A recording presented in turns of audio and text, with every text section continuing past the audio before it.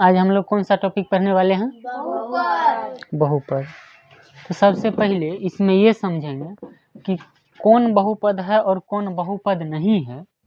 इसको पहचान करने के लिए दो चीज़ का समझना पहले जरूरी है। सबसे बहुपद पहचान करने के लिए एक चर मान और एक अचर मान होता है। चर मान क्या होता है? एक चर मान और एक क्या होता है? अचर मान। एक चर मान और एक अचर मान। बहुपद को समझने से पहले इसको समझेंगे। तो चर मान क्या होता है कि अल्फाबेट यानी ABCD का कोई भी अक्षर है उसको क्या कहलाता है? चर मान। जैसे ABCD का कोई भी अक्षर रहे या A रहे, B रहे, C रहे या डॉट डॉट डॉट कोई भी Z तक में कोई भी अक्षर है, अल्फाबेट का कोई भी अक्षर क्या कहलाता है? चर मान। और अचर मान जो होता है या इसको वेरिएबल वैल्यू भी कहते हैं। और ये अचर मान क्या होता है कि अंक गणितीय अंक का जो मान होता है, अंक का मान, जैसे मान लेते हैं 2 हो गया, 4 हो गया, 8 हो गया, या 3/4 हो गया, या -8 हो गया, ETC अनंत तक, ये क्या कहलाता है? अचर मान या कांस्टेंट वैल्यू इसको कहते हैं। तो बहुपद का परिभाषा क्या होता है? तो बहुपद का परिभाषा होता है कि वैसा बीजीय व्यंजक, क्या परिभाषा होता है बहुपद का? वैसा बीजीय व्यंजक जिसमें चर मान का घात जो है वह एक पूर्ण संख्या हो। चर मान का घात क्या हो? हाँ, पूर्ण संख्या हो। और इसमें चर मान जो है वह ABCD अल्फाबेट में है। तो जब चर मान का घात जो है वह यदि एक पूर्ण संख्या होगा तो वह बहुपद कहलाएगा। और यदि चर मान का घात यदि पूर्ण संख्या नहीं हो तो वह बहुपद नहीं कहलाएगा बहुपद। अब जैसे हम सबसे पहले बहुपद को पहचानना सीखते हैं, एग्जाम्पल देकर बहुपद को पहचानना सीखेंगे। और सबसे एक नंबर 4 पर चर्चा करेंगे कि क्या 4 बहुपद है? 4 बहुपद है, क्यों है वो समझेंगे। अब पूर्ण संख्या क्या होता है? तो यदि गिनती के संख्या में 0 शामिल हो जाए तो उसे क्या कहेंगे? पूर्ण संख्या। जैसे ऊपर में हम लिख देते हैं कि पूर्ण संख्या के बारे में, या यहीं पर ले लेते हैं कि पूर्ण संख्या क्या होगा। तो यदि गिनती के संख्या में 3, 4, कहाँ तक इसको लेकर के जा सकते हैं? अनंत तक लेकर के जा सकते हैं। तो यदि गिनती के संख्या में 0 शामिल हो जाए तो वो क्या कहलाता है? पूर्ण संख्या। तो सबसे पहले चर्चा करेंगे कि क्या 4 बहुपद है? हाँ, 4 बहुपद है, क्यों है इसके बारे में समझते हैं। तो 4 के विषय में यदि देखें तो 4 को हम 4x पर पावर 0 यानी 0 लिख सकते हैं। क्यों लिख सकते हैं?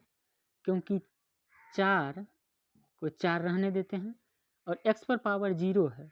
यदि किसी भी चीज़ के पावर 0 हो तो वह किसके बराबर होता है? 1 के बराबर। किसके बराबर? 1। Anything power 0 is equal to 1। तो यहाँ पर जब 4 के x के पावर में 0 है तो वह किसके बराबर में हो गया? 1। यानी किसके बराबर? फिर 4 के बराबर हो गया। यानी 4 को हम 4x पर पावर 0 लिख सकते हैं। और बहुपद का परिभाषा क्या बताए थे कि वैसा बीजीय व्यंजक जिसका घात, जिस चर मान का घात, अचर मान का घात नहीं देखना है, चर मान का घात, जिसमें चर मान का घात एक पूर्ण संख्या हो। क्या 0 पूर्ण संख्या है? यस सर, है पूर्ण संख्या। इसका मतलब 4x पर पावर 0 जो है वह बहुपद है। आगे देखते हैं। दीदी 8x पर power 4 -6x cube plus 7x square plus 8x -10/7 लेंगे। क्या ये बहुपद है? हाँ, ये भी बहुपद है। क्यों है बहुपद? क्योंकि जब इसके घात को देखते हैं तो चर मान का घात देखना है। तो जब चर मान का घात देखते हैं तो घात पूर्ण संख्या यानी 0, 1, 2, 3, 4, 5, 6, 7, 8 अनंत तक। तो चर मान का घात यदि हम देखते हैं तो यहाँ पर घात कितना है? 4 है जो पूर्ण संख्या है। यहाँ पर घात 3 है जो कि एक पूर्ण संख्या है। और यहाँ पर घात कितना है 2 है, ये भी एक पूर्ण संख्या है। और यहाँ पर घात कितना छिपा हुआ है 1, एक पावर में 1 छिपा हुआ है, जो यह भी एक क्या है पूर्ण संख्या। जब पूर्ण संख्या इसका मतलब ये भी बहुपद है। दूसरा लेते हैं, क्या 7/8 या -7/8 और x पर पावर 7 ले लिए, क्या ये बहुपद है? हाँ है बहुपद, ये भी बहुपद है। क्यों है बहुपद? क्योंकि हम क्या बोले कि केवल चर मान का घात देखना है, तो इसमें चर मान क्या है x है, और x का घात कितना है 7। क्या 7 पूर्ण संख्या है? तो 7 जब पूर्ण संख्या है इसका मतलब ये भी बहुपद है, 7 पूर्ण संख्या है। अगला एक और एग्जांपल लेते हैं, जैसे 6x² बटा 7 माइनस 10x, क्या ये बहुपद है? हाँ ये भी बहुपद है। क्यों है बहुपद? क्योंकि इसका घात है कितना है 2 और 2 एक पूर्ण संख्या है। अब हम लोग ये समझ गए कि ये सभी बहुपद हैं, आखिर फिर कौन ऐसा है जो बहुपद नहीं है? तो अब बहुपद नहीं है इसके बारे में समझेंगे। तो 5 नंबर अब एग्जाम्पल देते हैं, जैसे हम लिख लिए 6x और इस पर पावर -3, क्या लिख लिए 6x और इस पर पावर में क्या दे दिए -3। क्या 6x और पावर -3 ये बहुपद है? नहीं सर, नहीं है बहुपद। क्यों नहीं है बहुपद? क्योंकि इसका घात जो है वह एक पूर्ण संख्या नहीं है। क्या -3 इसमें कहीं पर पूर्ण संख्या में देख रहे हैं? नहीं। जब -3 नहीं देख रहे हैं इसका मतलब 6x पर पावर -3 जो है यह बहुपद नहीं है, ये बहुपद नहीं है। एक और एग्जाम्पल लेते हैं, अब ले लिए कि 6 और y पर पावर हम लिख लिए 1/2, या माइनस भी लगा दिए कोई फर्क नहीं पड़ता। तो -6 और y पर पावर 1/2, क्या ये बहुपद है? क्यों नहीं है? क्योंकि यहाँ चर मान का घात जो है वह 1/2 है। घात कितना है 1/2, और 1/2 जो है, क्या 1/2 पूर्ण संख्या है? तो जब 1/2 पूर्ण संख्या नहीं है तो ये भी बहुपद नहीं है। अगला 7 नंबर ले लिए कि 8x² प्लस 7√x, क्या ले लिए कि 8x² प्लस 7√x, क्या ये बहुपद है? नहीं है, ये भी बहुपद नहीं है। क्यों नहीं है बहुपद इसके बारे में पहले देखेंगे। तो यहाँ पर देखें तो इसका घात कितना है 2, जो कि एक पूर्ण संख्या है, लेकिन यहाँ पर क्या है √x है। तो जब यहाँ रूट से x को जब बाहर करेंगे, रूट यहाँ से हटाएंगे, तो किसी भी चीज़ से यदि रूट हटाते हैं, यदि है √7 है इस पर चढ़ा हुआ, यदि रूट को हटाते हैं तो वह 7 पर हाफ पावर चढ़ जाता है। रूट हटाने से कितना पावर चढ़ता है? हाफ। कितना पावर चढ़ेगा? हाफ। अब यहाँ पर यदि 7√x है, तो जब इसको रूट से हम बाहर करेंगे x को, तब रूट के से जब बाहर करेंगे तो किस रूप में आ जाएगा? 7 और x पर पावर 1/2 यानी हाफ। नहीं, किसी भी संख्या से यदि रूट को हटा रहे हैं तो रूट के बदले में उसके पावर में क्या लगाना पड़ेगा? हाफ, यानी 1/2। तो 1/2 लगाना पड़ेगा। अब यहाँ पर ये जो फिर इसे यह किस रूप में आ गया कि 8x², अब प्लस में क्या आ गया 7 और x पर पावर 1/2।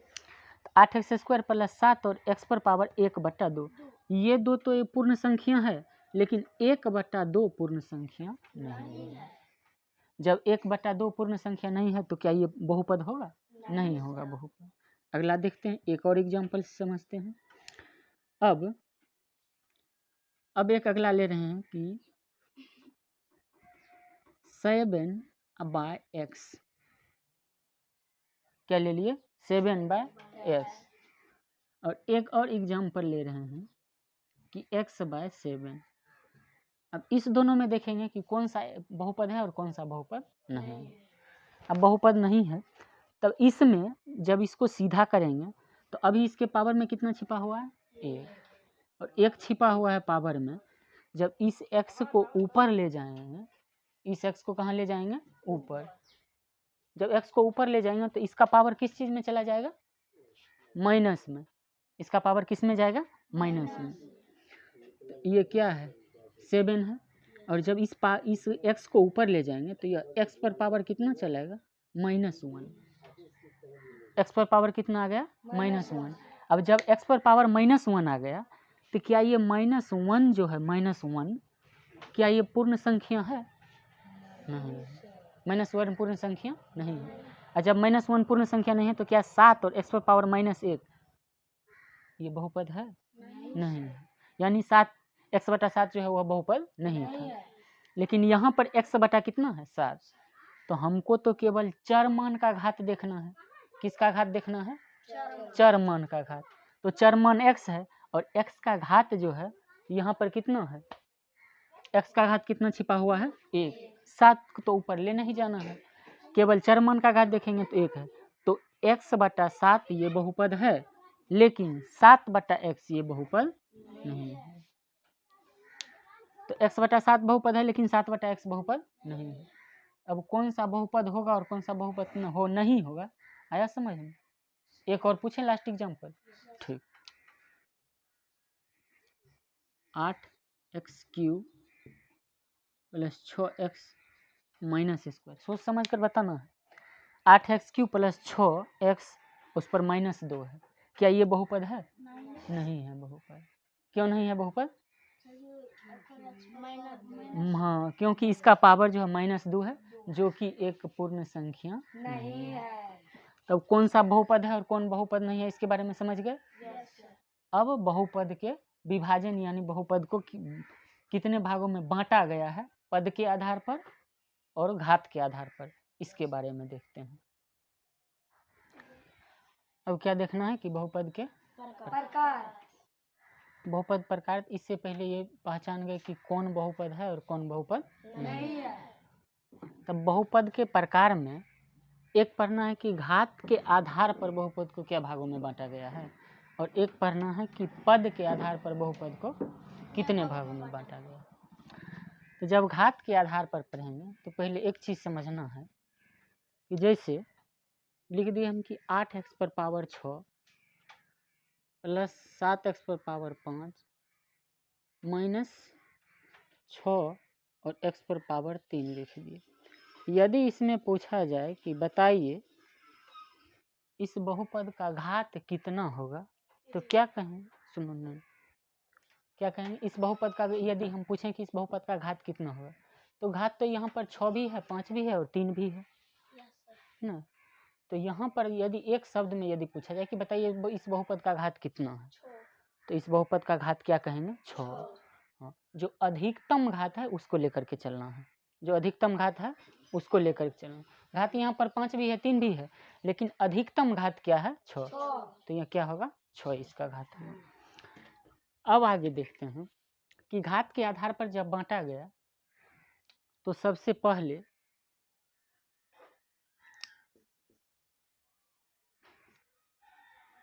रैखिक बहुपद। कौन बहुपद? रैखिक बहुपद। रैखिक बहुपद यानी रैखिक बहुपद किसको कहेंगे? तो वैसा बहुपद जिसका घात 1 हो उसे क्या कहेंगे? रैखिक बहुपद कहते हैं। वैसा बहुपद जिसका घात 1 हो उसको कौन बहुपद कहेंगे?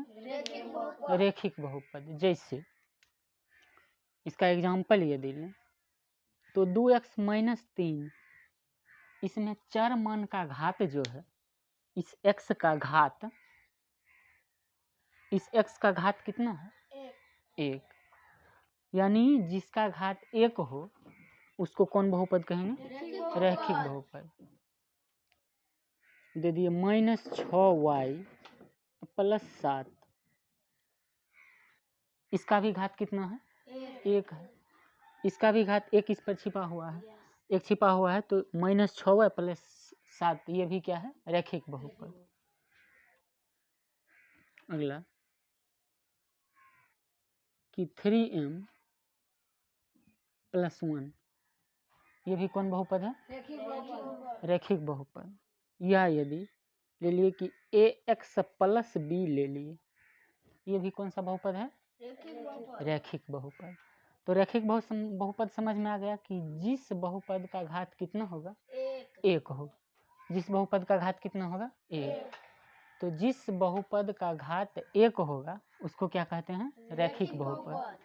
रैखिक बहुपद कहते हैं। अब दूसरा देखना है कि द्विघात बहुपद। द्विघात बहुपद। द्विघात बहुपद कैसा बहुपद को कहेंगे? तो वैसा बहुपद जिसका घात 2 हो उसको क्या कहेंगे? द्विघात बहुपद। वैसा बहुपद जिसका घात कितना हो? 2 हो, उस बहुपद को क्या कहेंगे? द्विघात बहुपद कहेंगे। तो द्विघात बहुपद कहेंगे। तब इसका एग्जाम्पल समझते हैं। जैसे दे दिए कि 8x²। क्या दे दिए? x²। क्या ये द्विघात बहुपद है? हाँ है। क्यों? क्योंकि इसका घात कितना है? 2। अगला, यदि 3x² प्लस 6x माइनस 7, ये कौन सा बहुपद है? द्विघात बहुपद, क्योंकि इसका घात कितना है? 2 है। y² माइनस 8, ये कौन सा बहुपद है? द्विघात बहुपद। द्विघात बहुपद हो गया। या ax² plus bx plus c, ये भी क्या है? द्विघात बहुपद। द्विघात बहुपद क्यों है? क्योंकि इसका घात कितना है? 2 है। अब तीसरा देखते हैं कि त्रिघात बहुपद। त्रिघात बहुपद। तो त्रिघात बहुपद किसको कहेंगे? तो वैसा बहुपद जिसका घात कितना हो? 3 हो। वैसा बहुपद जिसका घात कितना हो? 3 हो। तो वैसा बहुपद जिसका घात 3 हो उस बहुपद को क्या कहेंगे? त्रिघात बहुपद कहेंगे। जैसे एग्जाम्पल से समझते हैं कि 6x पर power 3 plus 4x² minus 8x plus 7, अब ये कौन सा बहुपद है? त्रिघात बहुपद। कौन सा बहुपद है? त्रिघात बहुपद। त्रिघात बहुपद क्यों है? क्योंकि इसका घात कितना है? 3। इसका घात कितना है? 3।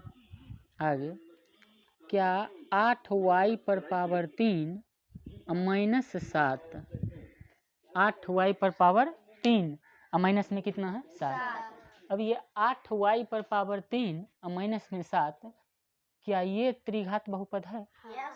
हाँ। इसमें पद 1 2 3 4 पद है, लेकिन इसमें कितना पद है? 2 ही पद है।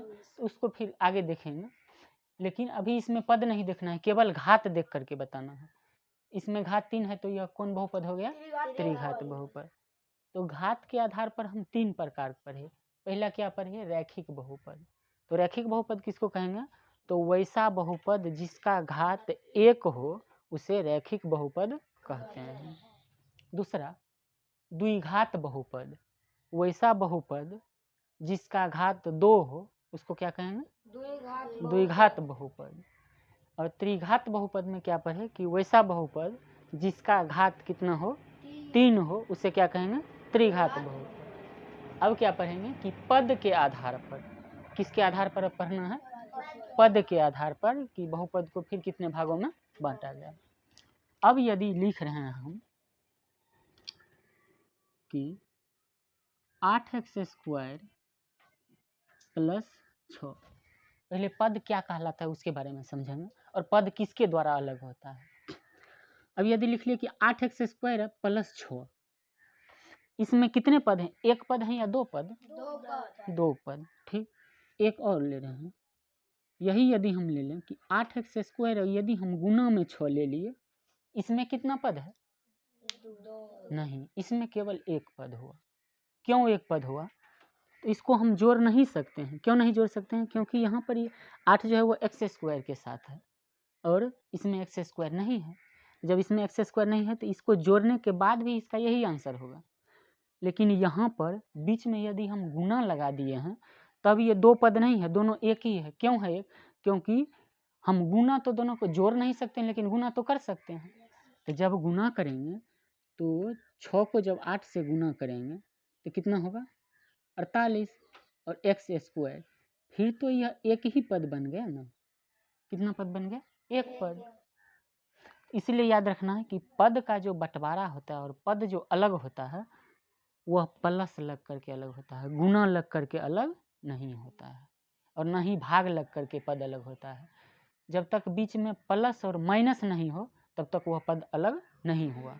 केवल प्लस और माइनस ही पद को क्या करता है? अलग अलग बांटता है।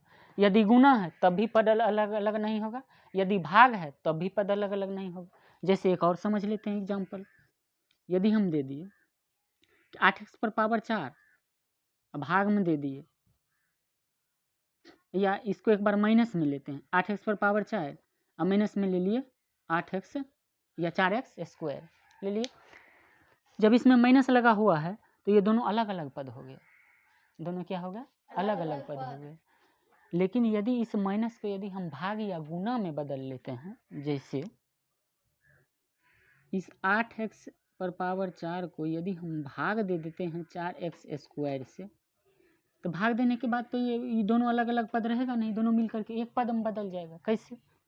तो 4 को 2 बार पढ़ेंगे तो 8 4 दूना 8, और जब x पर पावर 4 में x स्क्वायर से भाग देंगे तो भाग में पावर का घटा होगा, बेस सेम है, तो 4 में से 2 गया तो x पर पावर कितना बचेगा? 2, जो केवल एक पद में बदल गया। यानी गुना रहेगा उसके द्वारा भी पद अलग नहीं होता है, भाग रहेगा उसके द्वारा भी पद अलग नहीं होता है।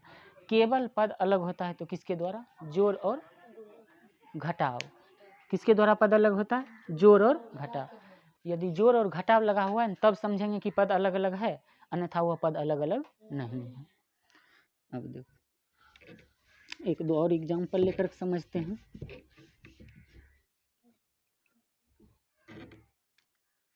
जैसे लिख लिए कि 4x square y square z square p q r s. अच्छा, इसमें कितना पद है? 4x square y square z square p q r s. इसमें कितना पद है? एक पद है या दो पद है या बहुत सारा पद है? एक पद है। केवल कितना पद हुआ ये? एक पद। क्यों एक पद है? क्योंकि इसके बीच में कहीं पर भी प्लस या माइनस लग करके पद का विभाजन नहीं कर रहा है।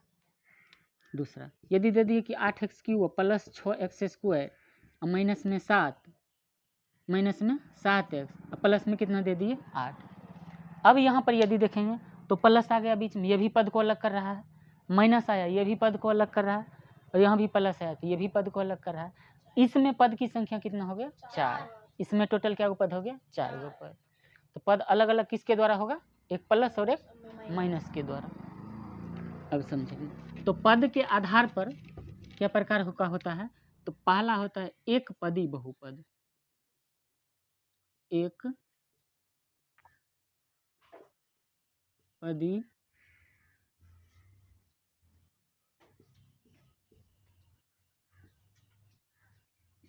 बहुपद। एक पदी बहुपद यानी वैसा बहुपद जिसमें केवल कितना पद हो? एक पद हो, उसको क्या कहेंगे? एक पदी बहुपद। जैसे 8x एक पद है, या y पर पावर हम 20 लिख लिए, इसमें भी कितना पद है? एक पद है। या लिख लिए कि 8x पर पावर 7 लिख लिए, 6x पर पावर 7, इसमें भी कितना पद हुआ? एक पद। यानी ये सारा क्या हो गया? एक पदी बहुपद हो गया। अब दूसरा क्या होता है कि द्विपदी बहुपद। द्विपदी बहुपद। द्विपदी बहुपद किसको कहना है? तो वैसा बहुपद जिसमें कितना पद हो? दो पद हो। जिसमें दो पद हो उसको क्या कहेंगे? द्विपदी बहुपद। इसमें घात से तो मतलब नहीं है, पावर से। जैसे 8x पर पावर 6 और प्लस में 9, क्या ये द्विपदी बहुपद है? हाँ है। 6x पर पावर 5 माइनस में 10, क्या ये द्विपदी बहुपद है? क्या y पर पावर 100 द्विपदी बहुपद है? नहीं है। क्यों नहीं है? क्योंकि इसमें अभी एक ही पद है। यदि प्लस में हम 5 दे दिए तो क्या अब ये द्विपदी बहुपद है? हाँ, अब ये द्विपदी बहुपद है। अगला त्रिपदी बहुपद। त्रिपदी,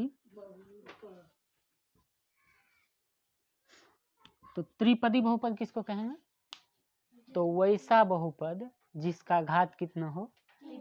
3 हो। जिसका घात कितना, सॉरी घात 3 नहीं हो, जिसमें पदों की संख्या कितना हो?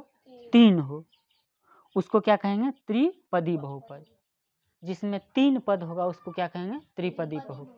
यानी वैसा बहुपद जिसमें पदों की संख्या कितनी हो? 3, उसको क्या कहेंगे? त्रिपदी बहुपद। जैसे x पर पावर 4 या 6x पर पावर 3 या -8 x पर पावर 2, इसमें कितने पद है टोटल? 3 पद है। तो ये कौन सा बहुपद हो गया? त्रिपदी बहुपद। अगला ए क्यूब ए स्क्वायर ए, इसमें कितने पद है? 3 पद। तो ये भी कौन सा बहुपद है? त्रिपदी बहुपद। तो बहुपद के प्रकार के बारे में समझ गए। घात के आधार पर 3 बहुपद, रैखिक बहुपद, द्विघात बहुपद, त्रिघात बहुपद, और पद के आधार पर भी देख लिए, एक पदी बहुपद, द्विपदी बहुपद और त्रिपदी बहुपद।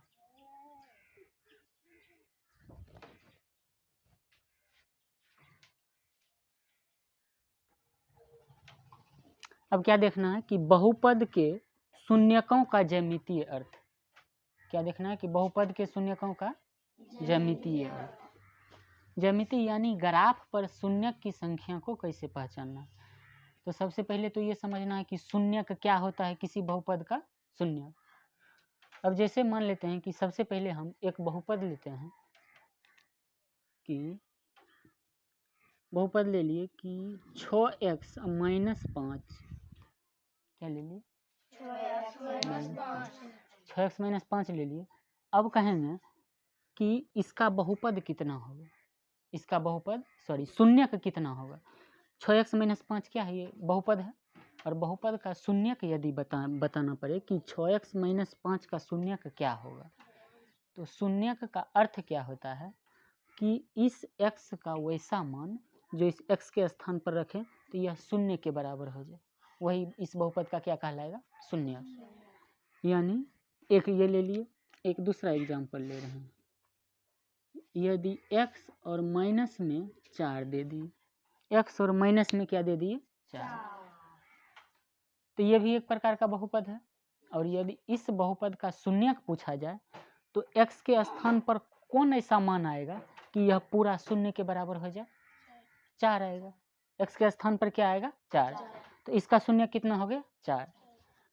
अब यदि इसमें देखते हैं तो 6x और -4 5, 6x और माइनस कितना है? 5। अब यहाँ पर x के स्थान पर कौन ऐसा मान रखें कि यह पूरा टर्म 0 के बराबर हो जाए? नहीं। तो धीरे धीरे इसी तरह से जटिल होते जाएगा, जिसको देख करके नहीं बताया जा सकता है कि इसका शून्य क्या होगा। तो इसका शून्यक ज्ञात करने के लिए क्या करेंगे, जैसे 6x - 5 है तो इसके x का वैसा मान जो किसके बराबर यह हो जाएगा? शून्य के, 0 के बराबर हो जाएगा। तो जब वह 0 के बराबर हो जाएगा तो यहाँ पर 6x और -5 और बराबर में कितना? 0 था। यदि इस 5 को बराबर के उस तरफ ले चलें उठा करके, तो इस तरफ माइनस में है तो उस तरफ किस में चलेगा? प्लस में। तो 6x और बराबर उधर प्लस में 5 हो गया। अब यहाँ केवल x बराबर इधर 6 गुना में है और उधर किस चीज़ में? भाग में। तो 5 बटे कितना हो गया?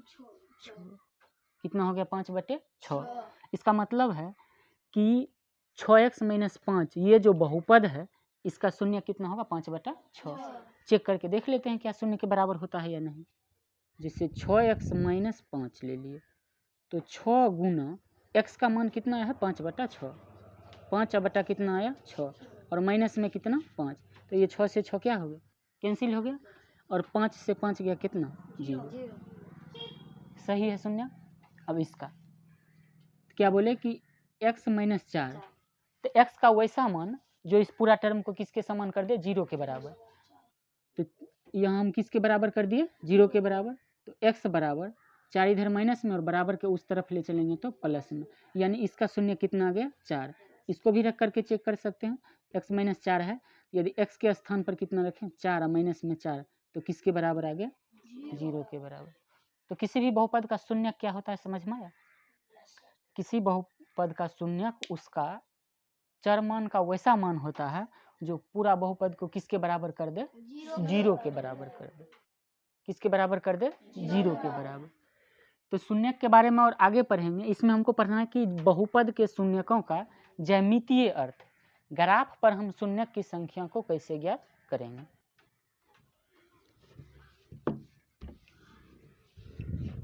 तो इससे पिछली कक्षा में हम लोग 9th में पढ़े थे कि रैखिक बहुपद का जो ग्राफ होता है वह एक सरल रेखा होता है। रैखिक बहुपद का ग्राफ कैसा होता है? सरल रेखा। रैखिक बहुपद का ग्राफ कैसा होगा? सरल रेखा होगा। अब जैसे यदि ले लिए कि 5x + 6, या ले लिए कि 3x + 4y -3, 3x + y -3, और एक ये भी लिए हैं। तो यदि यह रैखिक बहुपद है, अभी यदि बराबर में 0 लगा देंगे तो यह किस समीकरण हो जाएगा? रैखिक समीकरण। तो जब इसका ग्राफ पढ़े थे तो इसका ग्राफ क्या आया था? एक सरल रेखा आया था। ग्राफ किसके समान आया था? एक सरल रेखा के समान आया था। तो जब सरल रेखा के समान आया था तो यदि हम ग्राफ खींचते हैं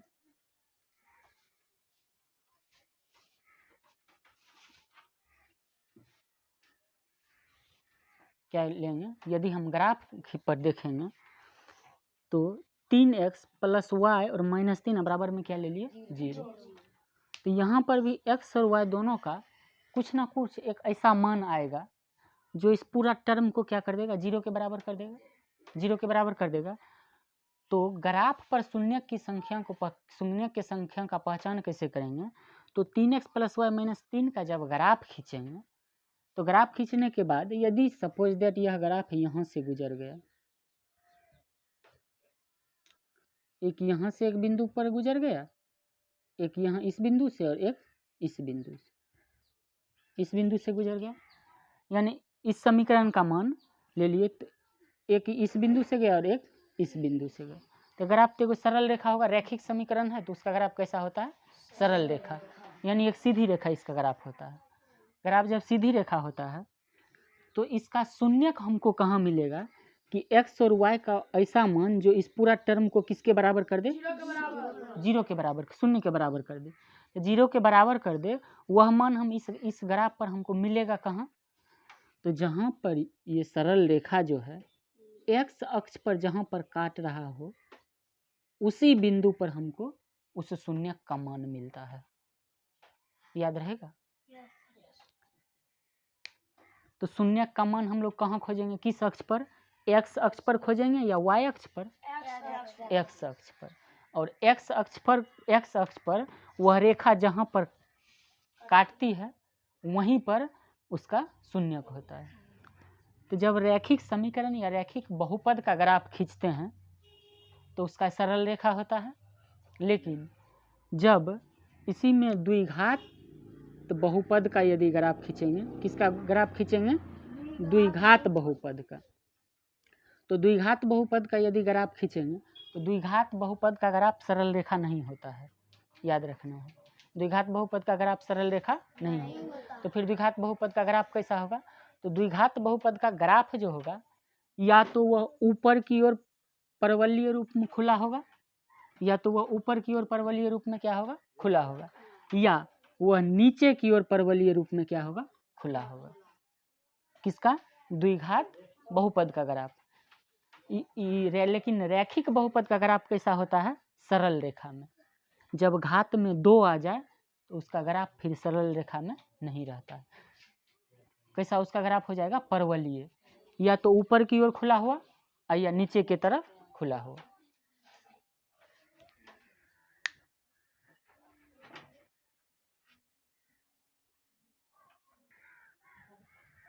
तब इसमें क्या है? यह क्लास 10th का प्रश्नावली कौन है? 2.1। इससे पहले हम थ्योरी क्लास में पढ़ चुके हैं कि इस बहुपद का शून्यक क्या होता है। बहुपद का शून्यक क्या होता है। अब ज्यामिति में किसी ग्राफ पर शून्यक की संख्या निकालने के लिए कैसे निकालेंगे, तो क्या बताए थे कि उसका ग्राफ जो है एक्स अक्ष पर करता है, वह वहाँ पर शून्यक का संख्या होता है, या वाई अक्ष पर, एक्स अक्ष पर। कहाँ पर बताए थे, एक्स अक्ष पर। अब इसका तो ग्राफ देख रहे हैं, इसका ग्राफ ये कहीं पर एक्स अक्ष पर ये प्रतिच्छेद कर रहा है, नहीं। इसमें कहीं पर भी एक्स अक्ष पर ये ग्राफ क्या कर रहा है, यहाँ पर प्रतिच्छेद नहीं कर रहा है। इसका मतलब इसका जो शून्यक संख्या होगा, इसमें कितना शून्यक होगा, 0, एक भी जगह पर नहीं है। इसमें देखेंगे कि एक्स अक्ष में कहीं पर ग्राफ प्रतिच्छेद कर रहा है, कहाँ पर प्रतिच्छेद कर रहा है, यहाँ पर।